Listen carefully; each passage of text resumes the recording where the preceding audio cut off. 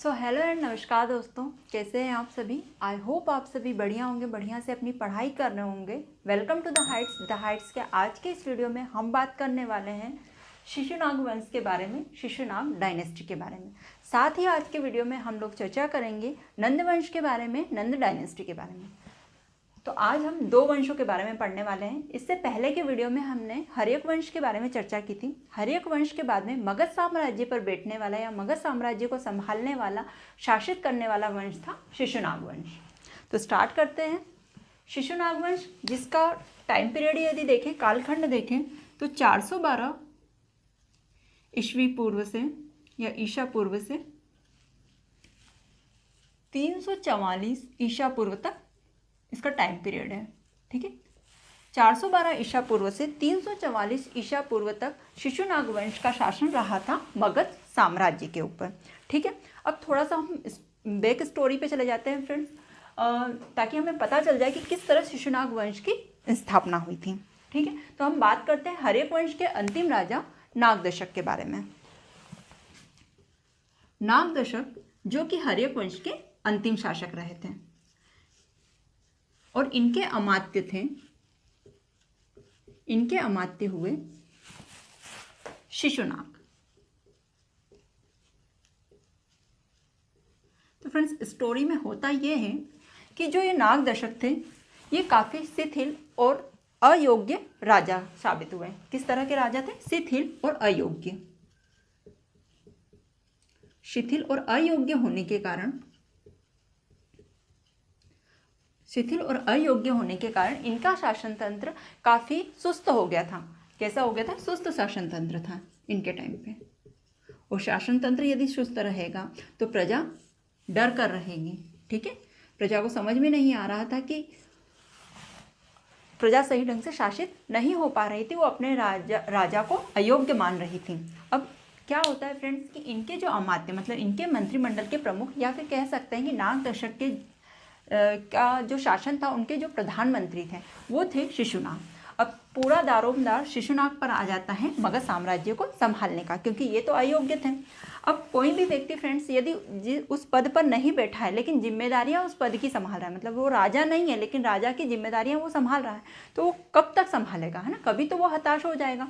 तो इसी तरह शिशुनाग भी हताश हो गए और इन्होंने अपनी नीतियों से नागदशक को मगध की गद्दी पर से अपदस्थ कर दिया। क्या कर देते हैं? ये नागदशक को अपदस्थ कर देते हैं। कई बुकों में ये भी लिखा गया है कि शिशुनाग नागदशक की हत्या कर देते हैं। जैसे भी हो, नागदशक को गद्दी पे से हटा दिया जाता है और अब मगध की राजगद्दी पर कौन बैठते हैं? शिशुनाग बैठते हैं। और इस तरह शिशुनाग द्वारा शिशुनाग वंश की स्थापना हुई थी।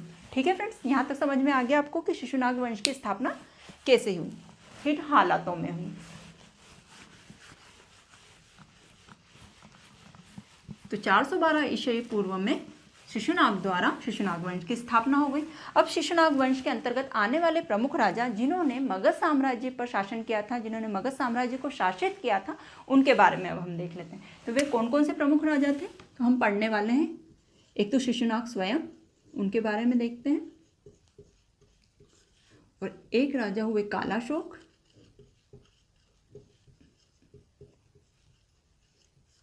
और एक अंतिम राजा हुए, शिशुनाग वंश के अंतिम राजा हुए थे नंदीवर्धन। नंदीवर्धन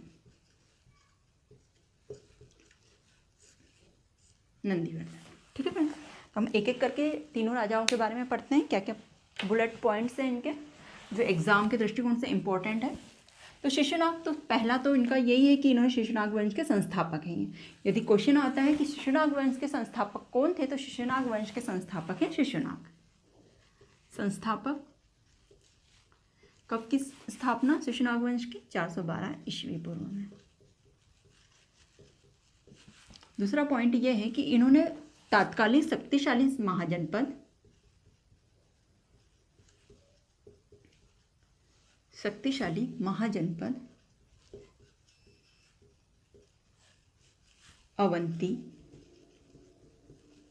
अवंती को मगध में शामिल कर लिया था, मगध में मिला लिया था या फिर विजित कर लिया था।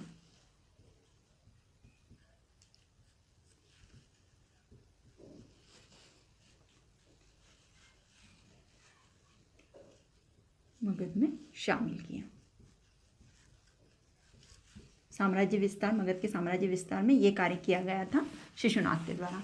और एक अंतिम पॉइंट है इन्हीं का, शक्तिशाली एक तो संस्थापक थे शिशुनाग वंश के, शक्तिशाली महाजनपद अवंती को मगध में शामिल किया था। और एक अन्य और विशेष परिवर्तन इन्होंने ये किया था कि उस समय की जो मगध की राजधानी थी पाटलिपुत्र, उसे बदलकर इन्होंने मगध की राजधानी को वैशाली को बनाया। ठीक है, किसे बनाया? वैशाली को बनाया। तो राजधानी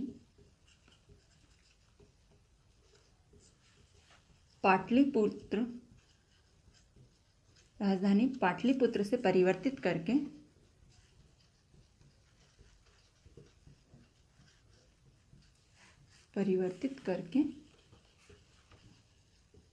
वैशाली को राजधानी बनाया गया ना। मगध की राजधानी किसे बनाया? वैशाली को बनाया गया राजधानी।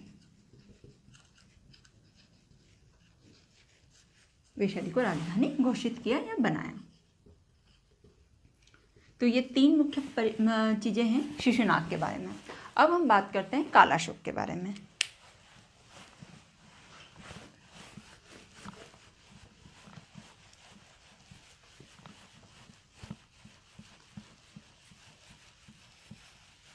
शिशुनाग के बाद में शिशुनाग वंश के द्वितीय राजा बनते हैं कालाशोक। कालाशोक फ्रेंड्स, आपने पहले भी नाम सुना होगा इनका। जब हमने बौद्ध धर्म पढ़ा था उसमें द्वितीय बौद्ध संगति के जो अध्यक्ष थे वे यही कालाशोक थे। ठीक है, तो कालाशोक जो थे इन्होंने क्या परिवर्तन किया था? तो इनका एक मेन पॉइंट यही है कि जो वैशाली राजधानी मगध की बनाई थी शिशुनाग ने, तो ये पुनः इन्होंने पाटलिपुत्र को मगध की राजधानी बनाया। पुनः पाटलिपुत्र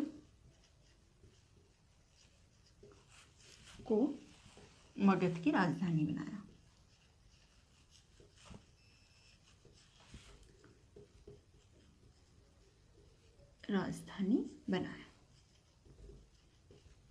देखिए कितनी बार मगध की राजधानी चेंज हुई है ना। हर्यक वंश के टाइम पे मगध की पहली राजधानी थी राजगृह, उसके बाद में उदाइन चेंज करते हैं राजधानी को, मगध की राजधानी होती है पाटलिपुत्र। फिर शिशुनाग आते हैं और राजधानी पाटलिपुत्र से बदलकर वैशाली को बनाते हैं। उसके बाद में कालाशोक आते हैं तो पुनः पाटलिपुत्र को मगध की राजधानी बनाते हैं। तो फ्रेंड्स, जब हम ये फैक्ट सही ढंग से हमें समझ में नहीं आता ना दोस्तों, तो क्या होता है कि हम लोग वन लाइनर जैसे फैक्ट पढ़ते हैं, तो कभी लिखा आता है मगध की राजधानी पाटलिपुत्र, कभी लिखा आता है मगध की राजधानी वैशाली, कभी लिखा आता है मगध की राजधानी राजगृह। तो जब हमें चीज़ें सिस्टमेटिक पता नहीं होती, क्रमबद्ध रूप से पता नहीं होती है, तो हम कंफ्यूज हो जाते हैं कि ऐसा क्यों है कि किसी बुक में पाटलिपुत्र लिखा है और हम उन चीज़ों को गलत मानते हैं कि अरे कोई बोल रहा है पाटलिपुत्र है, कोई किसी बुक में लिखा है राजगृह। लेकिन कैसे ये क्रमवार चेंज हुई, कैसे परिवर्तन हुआ, यदि ये चीज़ें हमें पता चल जाती है तो फिर चीज़ें याद रखने में, जो भी पॉइंट है याद रखने में काफ़ी आसान हो जाते हैं। इसीलिए इतिहास को यदि आप पढ़ते हो तो इतिहास को इंग्लिश में क्या कहा जाता है? हिस्ट्री कहा जाता है। देखिए, तो इतिहास में क्या होती है? स्टोरी होती है। ठीक है, आपको इतिहास को कैसे पढ़ना है? तो आपको स्टोरी के जैसे पढ़ना है इतिहास को, तभी इतिहास आपको याद रहेगा और रुचिकर लगेगा। तो ये हमने कालाशोक के बारे में जानकारी देख ली। अब हम बात करते हैं नंदीवर्धन। तो नंदीवर्धन के बारे में कोई इंपॉर्टेंट पॉइंट नहीं है, बस इनके बारे में ये चीज़ है कि शिशुनाग वंश के अंतिम शासक रहे थे, अंतिम शासक। ठीक है, तो यदि क्वेश्चन आता है कि शिशुनाग वंश के अंतिम शासक कौन थे, तो शिशुनाग वंश के अंतिम शासक हुए नंदीवर्धन। और नंदीवर्धन मगध की राजगद्दी से जैसे उतरते हैं उसके बाद में स्थापना होती है एक नए वंश की, और वो वंश होता है नंद वंश। ठीक है, वो वंश कौन सा होता है? वो वंश होता है नंद वंश, नंद डायनेस्टी। तो अब फ्रेंड्स, शिशुनाग वंश खत्म होता है, अब हम बात करते हैं नंद वंश के बारे में।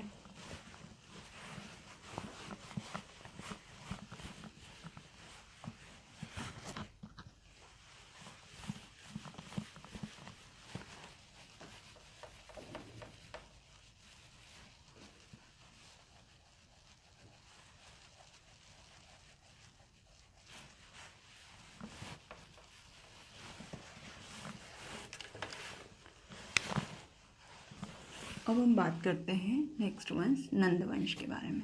ठीक है, नंद डायनेस्टी के बारे में। तो यदि नंद वंश की बात करूं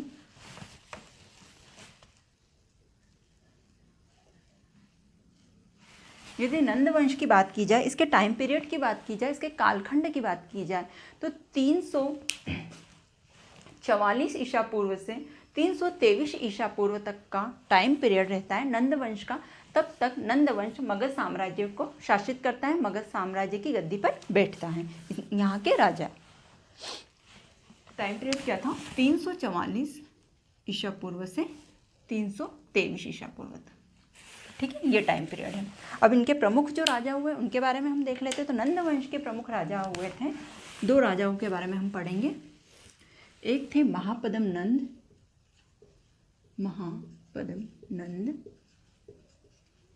और एक अन्य राजा हुए धनानंद। ठीक है, धनानंद। तो महापद्म नंद, इनके बारे में क्या खास है? तो इन्होंने नंदवंश की स्थापना की थी। ये क्या थे? नंदवंश के संस्थापक थे। तो यदि क्वेश्चन आता है कि नंदवंश के संस्थापक कौन थे, तो नंदवंश के संस्थापक हुए महापद्म नंद। और कब की इन्होंने? तो 344 ईस्वी पूर्व में नंदवंश की स्थापना। ठीक है फ्रेंड्स। और धनानंद के बारे में मुख्य पॉइंट तो यही है फ्रेंड्स कि धनानंद और चंद्रगुप्त मौर्य जो थे उनके बीच में युद्ध हुआ था, और इस युद्ध में विजित कौन होता है आप सभी को पता ही होगा। चंद्रगुप्त मौर्य को विजय हासिल होती है और नंद वंश का सफाया होता है, मौर्य वंश की नींव पड़ती है। तो धनानंद के बारे में खास बात यही है, ये भी काफ़ी विलासी राजा थे फ्रेंड्स।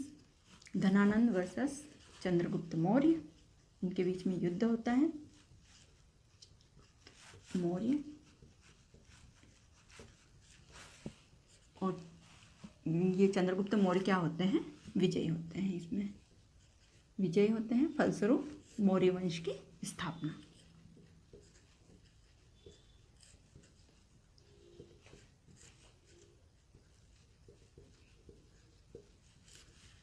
ठीक है दोस्तों, तो ये हो गया हमारे शिशुनाग वंश और नंद वंश के बारे में आज हमने जाना। अब इससे आने वाले वीडियो में, अगले वीडियो में हम मौर्य वंश के बारे में बातें करेंगे। साथ ही हम बात करेंगे विदेशी आक्रमणों के भी बारे में, क्योंकि इसी बीच फ्रेंड्स सिकंदर जैसे विदेशी लोग भी आए थे भारत में, इन्होंने भी आक्रमण किए थे। तो इन विदेशी आक्रमणों के बारे में भी हम लोग जानेंगे, साथ ही मौर्य वंश के बारे में विस्तृत रूप से चर्चा करेंगे। आई होप आपको वीडियो अच्छा लगा होगा। वीडियो देखने के लिए धन्यवाद। अपना ध्यान रखिए, अच्छे से पढ़ाई करते रहिए।